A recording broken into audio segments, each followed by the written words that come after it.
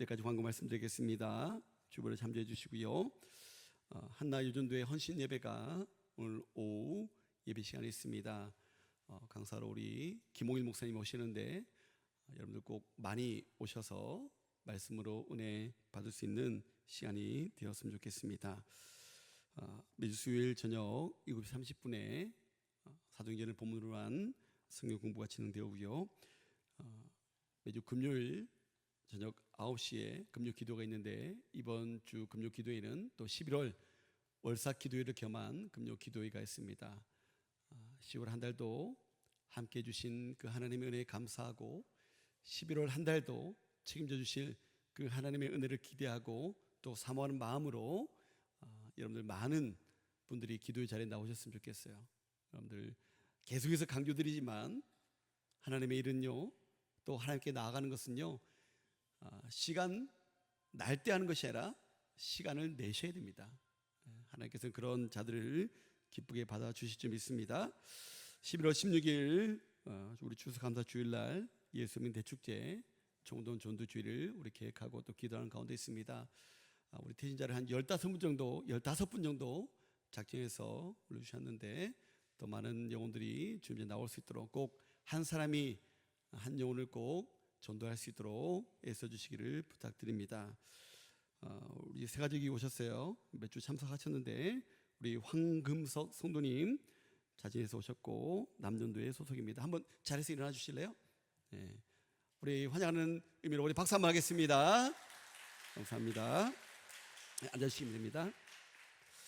그리고 광고 말씀드리면 우리 이제 지하 주차장을 이용하신 분들 계신데 우리 제일 마지막으로 나가시는 분이 셔터를 좀 내려주시고 그다음에 앞에 보면은 그 플라스틱으로 된 그 체인이 있어요. 그 체인을 좀 걸어주시고 나가주시면 좋을 것 같습니다. 이게 열어두면요 나중에 그 뭐 야생 고양이라든지 또 다른 것들이 들어올 수 있으니까 꼭 마지막으로 나가시는 분들은 정리를 좀 해주시기를 부탁을 드립니다. 그리고 11월 달 안내위원과 헌금위원 주보에 기록되어 있으니까 보시고 기도로 준비해 주시기 바랍니다. 오늘 우리에게 주시는 하나님의 말씀은 신약성경 베드로전서 2장 21절에서 25절까지 말씀입니다.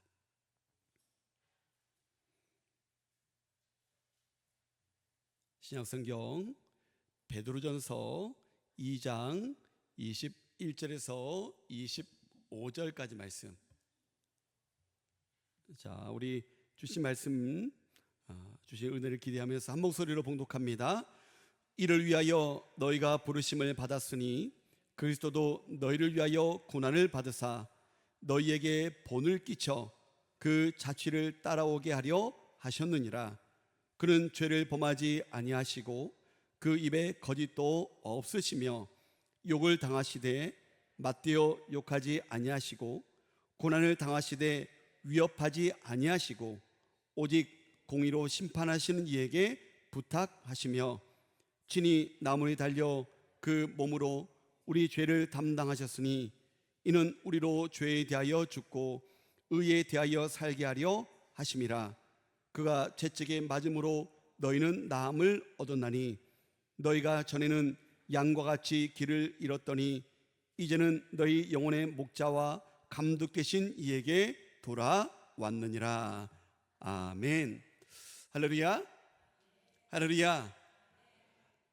우리 10월달 우리 재송이 가족들이 함께 암송하기로 한 구절 있죠? 사도행전 1장 8절 말씀 우리 다 같이 한 마음으로 함께 암송해 보겠습니다. 시작. 오직 성령이 너에게 임하시면 너희가 권능을 받고 예루살렘과 온 유대와 사마리아와 땅끝까지 이르러 내 증인이 되리라 하시니라. 사도행전 1장 8절 말씀. 아멘. 아멘. 오늘은 여러분들과 함께 베드로전서 2장 21절에서 25절을 본문으로 기승전 예수님이라는 제목으로 하나님의 말씀을 나누고자 합니다. 지난 시간까지 우리가 베드로 사도의 세 가지의 중요한 권면의 말씀을 나눴습니다. 여러분 기억하십니까? 첫 번째로 육체의 정욕을 제어하라. 두 번째로 행실을 선하게 하라. 선한 행실로 살아가라. 그래서 정직에 대해서 말씀드렸죠. 지난주에는 세 번째로 하나님의 종으로 살아가라 라는 권면이 베드로의 권면이었습니다. 이 권면의 말씀을 들은 당시의 성도들은 고난 가운데 있었습니다. 결코 가볍지 않은, 오히려 매우 무겁고 도전적인 그런 권면이 베드로 사도의 권면이었습니다. 그렇게 살아가는 것이 하나님을 믿고 따르는 믿음의 백성들, 믿음의 자녀들의 모습이기 때문입니다. 베드로는요, 오늘 본문에서 결론적으로 우리가 왜 힘들고 어려워도 이러한 일들을 해내야 되는지, 이러한 일들을 행하며 살아가야 되는지 그 궁극적인 이유를 우리에게 분명하게 말씀하고 있습니다. 바로 오늘 본문 21절입니다. 21절 말씀 우리 다시 한 번 더 읽어보겠습니다. 이를 위하여 너희가 부르심을 받았으니 그리스도도 너희를 위하여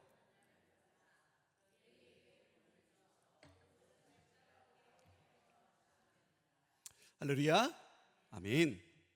여러분, 한마디로 무슨 말씀입니까? 예수님께서 우리들을 위해서 친히 본을 보여주셨다는 거예요.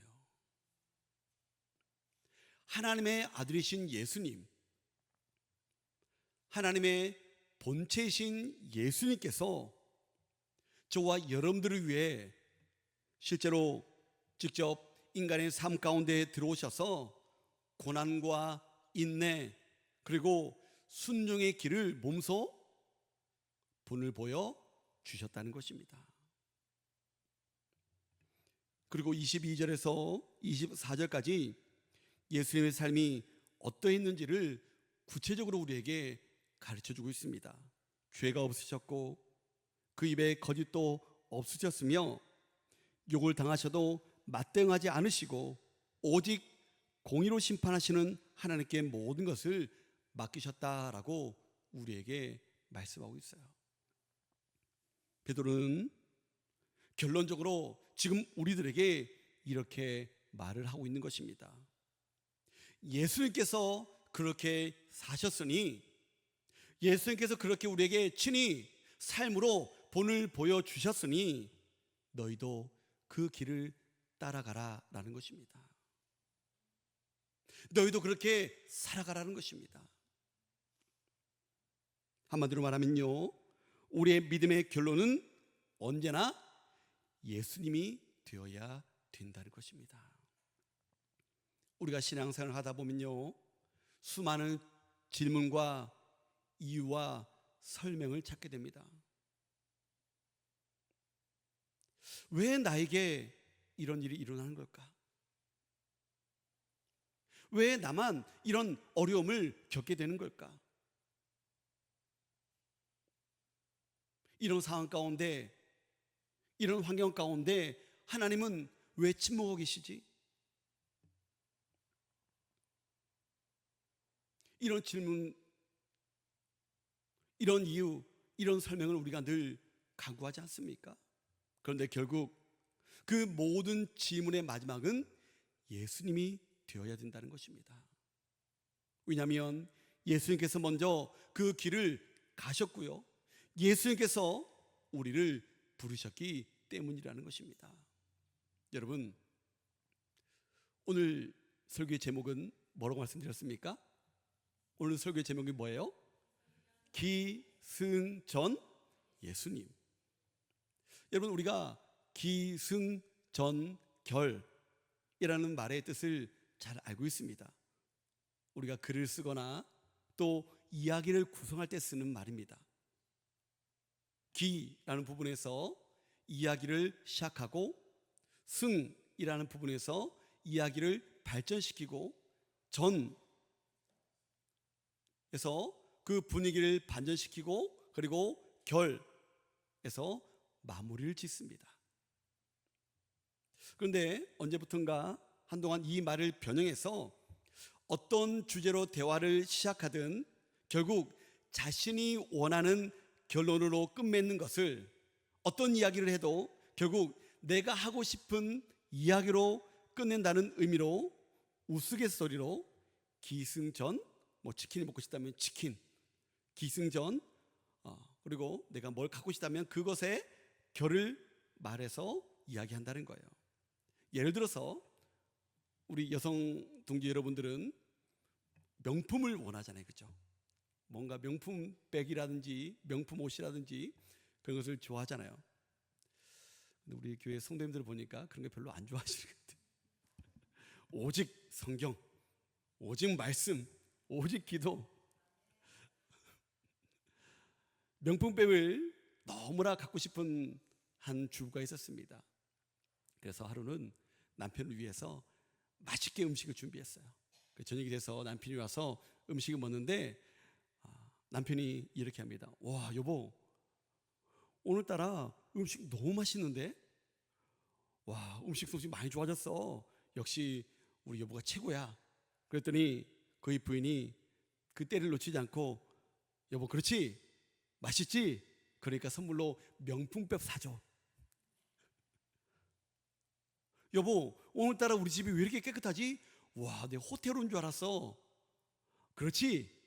너무 깨끗하지? 그러니까 명품백 사줘. 어떤 주제와 대화를 시작하든지 결론은 늘 명품백인 거예요. 모든 결론은 자신이 원하는 것으로 끝을 맺는다 해서 기승전결을 이용해서 마지막 원하는 단어를 넣는 거예요. 여러분 무슨 말인지 아시겠죠? 그래서 오늘 본문에서 사도 베드로는 우리에게 이렇게 얘기하고 있는 거예요. 너희의 모든 기승전 결국은 예수님이 되어야 된다는 것입니다. 어떤 생각을 하든 무슨 상상을 하든 무엇을 먹든지 마시든지 어떠한 행동이라도 그 결론은 누가 되어야 된다고요? 예수님이 되어야 된다는 것입니다. 그렇다면 왜 주님을 믿고 따르는 자들에게 있어서 기승전 예수님이 되어야 되는지, 예수님이 유일한 결론이 되어야 되는지 오늘 두 가지를 함께 여러분들과 나누고자 합니다. 첫 번째로 기승전 예수님이 되어야 되는 것은요, 예수님만이 유일한 구원자시기 때문에 그렇다는 거예요. 한번 따라해 보실까요? 예수님만이 유일한 구원자 되십니다. 여러분 이 사실을 진심으로 믿으십니까? 죄인된 우리들을 구원하실 수 있는 분은 오직 예수님 한 분밖에 없다는 거예요. 그렇게 우리의 인생의 결론은요, 오직 예수님이 될 수 있어야 된다는 것입니다. 여러분 혹시 답정너라는 말 들어보셨어요? 답정너. 들어보신 분도 계시고 안 들어본 분도 계시고, 이 답정너의 말은 이런 뜻을 가지고 있습니다. 답은 정해져 있으니 너는 대답만 해. 이 뜻의 줄임말입니다. 그래서 답정너, 답은 정해져 있으니까 너는 대답만 해. 친구들 사이에 이런 친구들이 꼭 있습니다. 우리 주변에 꼭 이런 사람들이 있어요. 그렇죠? 오늘 뭐 먹을까? 라고 물어보면 사람들이 그래? 피자 어때? 아, 별로야. 치킨 어때? 아, 너무 느끼해.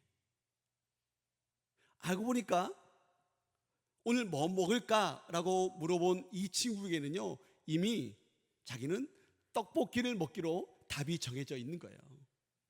그 떡볶이라는 답을 말해줄 때까지 계속 질문만 하는 거예요.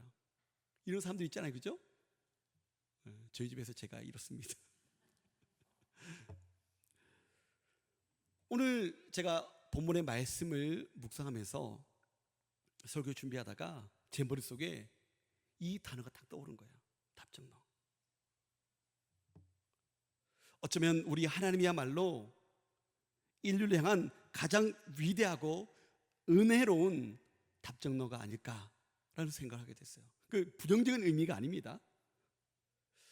죄로 인해서 죽을 수밖에 없는 이 땅의 많은 사람들이, 인류가 하나님께 계속해서 이렇게 묻습니다. 하나님, 우리가 어떻게 해야 구원을 얻을 수 있습니까? 하나님, 우리가 어떻게 해야 영원한 생명을 얻을 수 있습니까? 이 질문을 하고 이 땅에 지금까지 많은 사람들이요, 스스로 답을 만들어 보려고 애를 썼습니다. 선행을 많이 쌓으면 우리가 구원을 얻을 수 있습니까? 하나님은 어떻게 대답하십니까? 아니야. 그러면 하나님께서 우리에게 주신 귀한 말씀, 그 율법을 완벽하게 지키면 구원을 얻을 수 있습니까? 너희는 할 수 없어. 그러면 철학적인 깨달음, 세상에 많은 지식을 얻으면 우리가 구원을 얻을 수 있습니까? 그것으로 부족해. 우리가 온갖 오답을 말하면서 헤매고 있을 때 하나님께서는요, 이미 수천 년 전에 그 답을 정해 놓으셨다는 거예요. 그리고 그 답을 우리에게 보여주시면서 이렇게 말씀하십니다. 답은 정해져 있다. 답은 나의 아들 예수 그리스도다. 너는 그저 믿음으로 대답만 하면 된다. 답정너이신 하나님께서는요, 우리를 구원할 그 방법을 미리 정해 놓으시고요, 그것을 우리에게 가르쳐 주셨다는 거예요. 사도행전 4장 12절에 말씀을 보면 이렇게 말씀하고 있어요. 다 같이 한번 읽어볼까요? 시작. 다른 이로서는 구원을 받을 수 없나니 천하 사람 중에 구원을 받을 만한 다른 이름을 우리에게 주신 이 없음이라. 할렐루야. 성도 여러분, 세상은 여전히 다른 답이 있는 것처럼 우리를 속입니다. 돈이 답이다, 성공이 답이다, 명예가 답이다, 그런 말들을 통해서 우리를 유혹합니다. 우리를 흔들어댑니다. 하지만 적어도 구원에 있어서는요, 하나님은 우리에게 고민할 시간을 주지 않으십니다. 왜냐하면 고민할 필요 없는 유일하고 완벽한 답을 우리에게 주셨다는 거예요. 오래전에 이런 광고가 있었습니다. 어떤 옷을 입을까, 어떤 옷을 살까 고민할 때 결론은 버킹검, 그렇죠? 그렇게 외쳤던 광고처럼 어떻게 구원받을까, 어떻게 우리가 영원한 생명을 얻을 수 있을까 고민하는 이 땅의 모든 사람들에게 하나님은 선포하십니다. 결론은 예수다. 결론은 예수 그리스도다라고 정확하게 우리에게 가르쳐주고 계신다는 거예요. 하나님의 이 은혜로운 답정너 앞에 우리는 아멘으로 대답할 수 있는 저와 여러분들 될 수 있기를 주님으로 축원합니다. 우리 다 같이 한번 따라해 보실까요? 예수님은 우리의 구원자 되십니다. 예수님은 나의 구원자 되십니다. 할렐루야. 믿으시기 바랍니다. 마태복음 1장 16절에 보면 이렇게 말씀하고 있습니다. 야곱은 마리아의 남편 요셉을 낳았으니 마리아에게서 그리스도라 칭하는 예수가 나시니라. 이 말씀을 보면 예수를 뭐라고 부르고 있습니까? 그리스도. 히브리어는 메시아입니다. 그리스도는요, 메시아 곧 구원자라는 의미를 가지고 있습니다. 그리고 마태복음 1장 21절에 보면 천사가 요셉에게 전한 말씀을 기록하고 있어요. 아들을 낳으리니 이름을 예수로 하라. 이는 그가 자기 백성을 그들의 죄에서 구원할 자이심이니라 하니라. 할렐루야. 예수님은요, 단지 위대한 스승이나 철학자가 아닙니다. 이 땅에 많은 사람들을 죄에서 구원하시기 위해 오신 분이심을 여러분 꼭 믿으시기 바랍니다. 세상에는요, 수많은 성인과 철학자들이 있습니다. 공자, 맹자, 석가, 마호메트, 수많은 사람들이 자신들이 얻은 그 지혜와 도덕적인 관념들을 가르쳤지만 너의 죄를 위해서 내가 죽는다라고 말하는 사람은 오직 예수님 한 분밖에 없다는 거예요. 그 어떤 종교의 창시자도 너를 위해서 내가 죽겠노라라고 말하는 사람은 단 한 사람도 없다는 거예요. 오직 예수님만이 우리의 죄를 위해 십자가에 달려 죽으셨다는 거예요. 예수님은 십자가에서 자신의 생명을 내어주심으로 우리의 힘으로 결코 스스로 벗어날 수 없는, 끊어낼 수 없는 그 죄의 굴레에서 끊어내어 주셨다는 것입니다. 이것이 복음의 핵심입니다. 우리가 행하는 선행으로는요, 절대로 해결할 수 없는 죄의 문제를요, 예수님께서 대신 감당해 주셨다는 거예요. 그래서 우리의 결론은 바로 예수님이 되어야 된다는 것입니다. 여러분, 한 가지 예를 들어보겠습니다. 사형수를 둔 한 아버지가 있었습니다. 그 아들이 젊은 나이에 죽어야 되는 것이 너무나 안타까워서 그 아들을 살리기 위해서 아버지가 대신 죽겠다라고 결심을 했다고 해요. 그리고 내 아들의 죄값을 내가 치를 테니 내 아들을 살려달라고 탄원서를 적어서 관계기관에 제출하고 간절히 호소하면서 스스로 생을 마감했다고 합니다.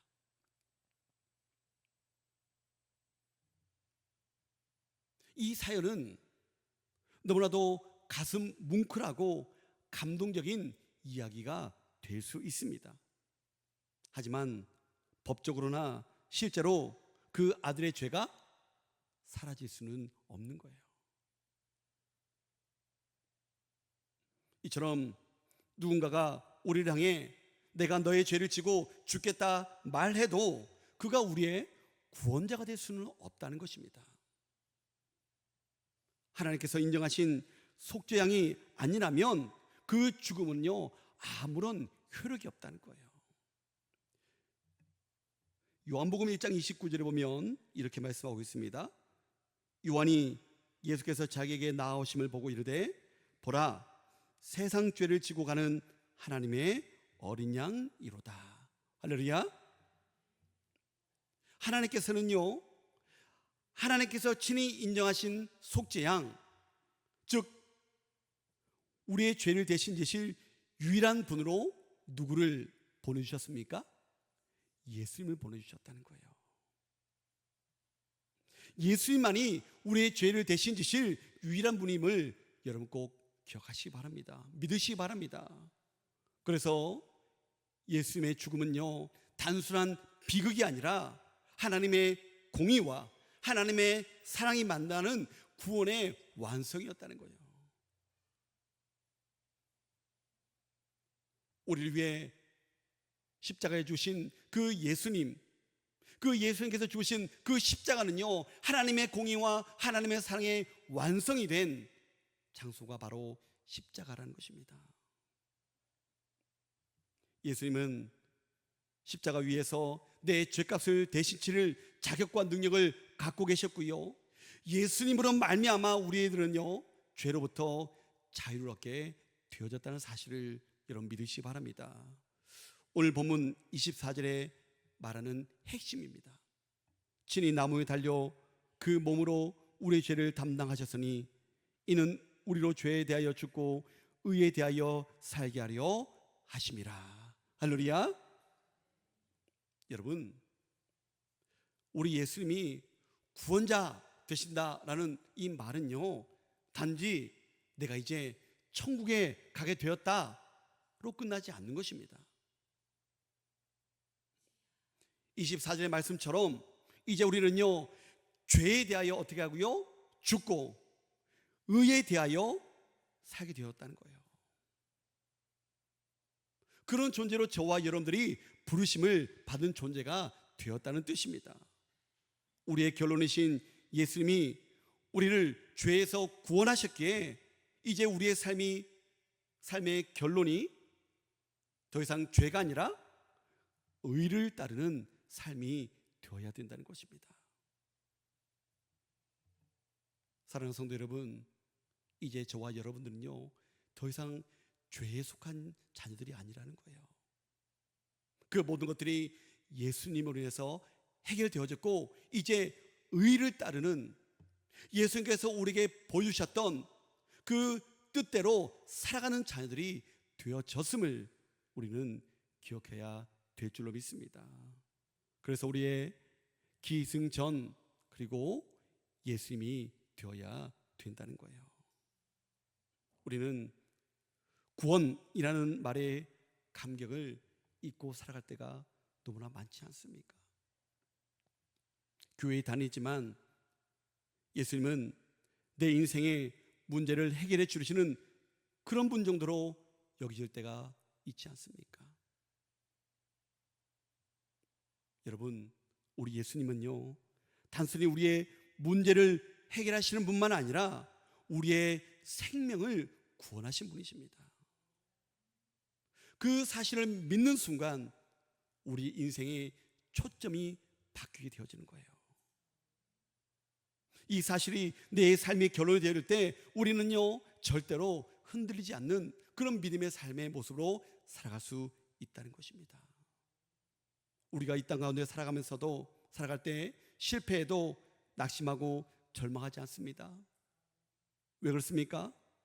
내 인생의 결론은 실패가 아니라 여전히 예수님이기 때문에 그렇습니다. 일이 잘 풀린다고 교만하지 않습니다. 왜냐하면 내 인생을 구원하신 분은 나의 노력, 나의 능력이 아니라 오직 예수님이시기 때문입니다. 세상의 기준이 아닌 예수님 중심의 결론을 가진 인생은요, 절대로 흔들리지 않는 믿음의 사람의 삶임을 여러분 꼭 기억하시기 바랍니다. 두 번째로 우리의 결론이 오직 예수님이야 하는 이유는요, 예수님이 알파와 오메가 되시기 때문에 그렇습니다. 요한계시록 1장 8절에 보면 이렇게 말씀하고 있습니다. 우리 다 같이 한번 읽어볼까요? 시작. 주 하나님이 이르시되 나는 알파와 오메가라. 이제도 있고 전에도 있었고 장차 올 자요 전능한 자라 하시더라. 아멘. 우리 주님께서는요, 알파와 오메가 되신다는 거예요. 알파는 우리가 잘 알고 있는 것처럼 헬라어 그리스도의 첫 글자입니다. 그리고 오메가는 마지막 글자입니다. 즉 예수님은 모든 것의 시작이 되시고요, 모든 것의 끝, 역사의 처음이자 결론이 되신다는 뜻을 가지고 있습니다. 예수님은요, 단순하게 인류 역사의 한 인물이 아니라, 훌륭한 인격자가 아니라 모든 시간과 존재의 중심이 되시는 분임을 우리에게 가르쳐주고 있는 것입니다. 요한복음 1장 1절에서 3절 말씀은 이렇게 말씀하고 있습니다. 태초에 말씀이 계시니라. 이 말씀이 하나님과 함께 계셨으니 이 말씀은 곧 하나님이시니라. 그와 태초에 하나님과 함께 계셨고 만물이 그로 말미암아 지은 바 되었으니 지은 것이 하나도 그가 없이는 된 것이 없느니라. 할렐루야. 아멘. 태초에 말씀이 계셨느라. 저 말씀이 곧 예수 그리스도라는 거예요. 예수님은 태초부터 계셨고요, 모든 피조물은 그분의 말씀으로 지음을 받았다는 것입니다. 예수님이 창조의 시작이고요, 예수님이 세상의 결론을 내리실 분임을 우리에게 분명하게 말씀하고 있어요. 하나님께서는요, 아들이신 이 예수님에게 그 모든 권세를 주셨습니다. 구원과 심판의 권세까지 다 주셨다는 거예요. 십자가에서 물 한 방울, 피 한 방울 남기지 않으시고 모든 것들을 쏟아주시면서 우리의 죄를 용서해 주신 우리 예수님께서 마지막 날에 모든 것을 심판하실 분이 되신다는 것입니다. 사람들은요, 일을 시작해놓고 끝내지 못할 경우가 허다하지 않습니까? 여러분, 그렇지 않습니까? 그런데요, 우리 하나님은 다르시다는 거예요. 하나님께서는 한번 시작하신 일을 반드시 완성시키는 분이 바로 우리 하나님이심을 믿으시기 바랍니다. 여러분, 예수님께서 십자가상에서 운명하시기 전에 하셨던 말씀 기억하십니까? 테텔레스타이, 다 이루었다. 다 이루었다. 그렇게 말씀하신 것은 곧 구원의 역사를 완성하셨다는 선언입니다. 예수님은요, 지금도 하나님 보좌 우편에서 우리를 위해 중보하고 계시고요, 마지막 날 다시 오셔서 모든 것을 완전하게 마치실 때를 기다리고 계신다는 거예요. 하나님은 시작과 끝을 초월하시는 분이십니다. 언젠가는 모든 것을 끝내실 것입니다. 그래서 예수님은 알파와 오메가, 처음과 나중, 시작과 끝이라고 우리에게 분명하게 말씀하고 있는 것입니다. 그래서 우리의 신앙의 결론도, 우리의 인생의 결론도 오직 예수님이어야만 된다는 것입니다. 오늘 본문 23절은 알파와 오메가 되신 예수님이 이 땅에서 어떻게 사셨는지 그 본을 보여주고 있습니다. 23절입니다. 욕을 당하시되 맞대어 욕하지 아니하시고 고난을 당하시되 위협하지 아니하시고 오직 공의로 심판하시는 이에게 부탁하시며. 모든 것의 시작과 끝이신 예수님께서 왜 맞대어 싸우지 않으셨습니까? 왜냐하면요, 자신이 이 모든 것을 심판하실 오메가, 즉 끝이심을 아셨기 때문입니다.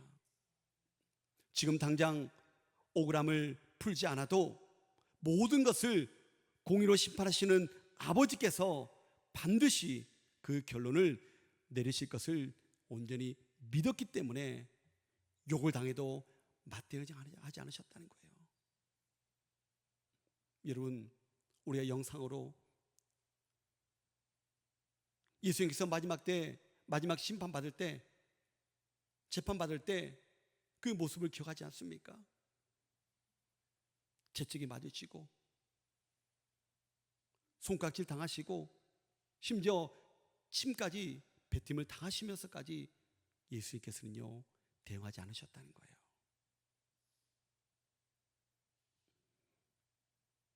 왜요? 마지막 대신 예수님께서 그 모든 것들을 심판해 주실 것이기 때문에, 하나님께서 다 갚아 주실 것이기 때문임을 여러분 기억하시기 바랍니다. 또한 25절은 우리가 그분께 돌아왔다라고 말하고 있습니다. 너희가 전에는 양과 같이 길을 잃었더니 이제는 너희 영혼의 목자와 감독 되신 이에게 돌아왔느니라. 사랑하는 성도 여러분, 우리의 기승전이 방황과 길 잃음이었습니까? 그렇다면 이제 우리의 결론은 영혼의 목자와 감독이신 예수님께로 돌아가는 것입니다. 그분만이 우리의 유일한 시작이요, 과정이요, 최종 결론이시기 때문입니다. 이제 말씀을 맺고자 합니다. 사랑하는 성도 여러분, 우리의 인생의 결론은 언제나 예수님이어야 됩니다. 지금 혹시 어려운 가운데 있습니까? 억울하게 욕을 먹고 고난을 당하고 계십니까? 오늘 본문 23절에 예수님을 기억하시기 바랍니다. 예수님이라면 어떻게 하실까 생각하시기 바랍니다. 맞대어 욕하지 않고 위협하지 않고 공의에 하나님께 맡기는 것이 기승전 예수님의 결론입니다. 갈등 속에 있습니까? 사람의 방식이 아니라 예수님의 방식으로 결론 내리시기 바랍니다. 문제 앞에 서 있습니까? 모든 문제의 해답은 언제나 예수님입니다. 그 문제를 가지고 예수님 앞으로 나오시기 바랍니다. 삶의 모든 순간마다 기승전 예수님을 기억하시기 바랍니다. 내 생각의 시작도 내 결정의 끝도 언제나 주님이 되시기를 바랍니다. 그럴 때 우리의 인생은요, 흔들리지 않는다는 거예요. 왜냐하면 결론이 예수님이시기 때문입니다. 이번 한 주간도 그리고 남은 우리의 모든 생애가, 여러분의 모든 삶이 예수님으로 시작하고 예수님으로 끝을 맺는 복된 삶이 될 수 있기를 주님 이름으로 간절히 축복합니다.